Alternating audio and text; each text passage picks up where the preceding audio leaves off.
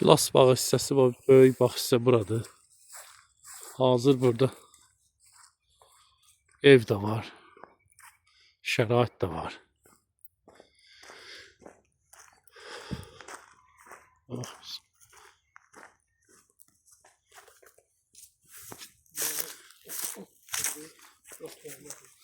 Hazır odunu var, tölə var.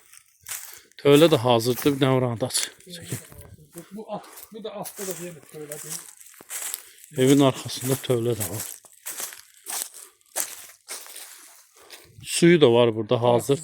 Artizyan da var. Bağ sulamaq üçün su da var hazır.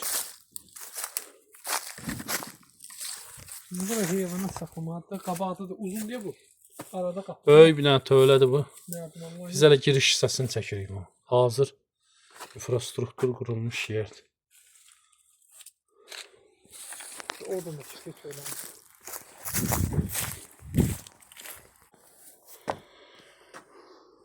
Burada heyvanat bir sene oldu saxlamışıq. Şimdi prosta fərqlər var.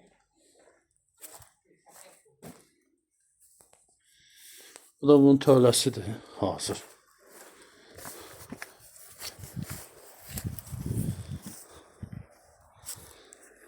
Eni uzunu bunun nə qədər idi? Onu Eni uzunu artısı 200 olar o da. Burada olan. Ol. Yani 2 metreden değil. Arası gilas burada 10 metre ekildi. Harcaya kadar 50'den. Desi 200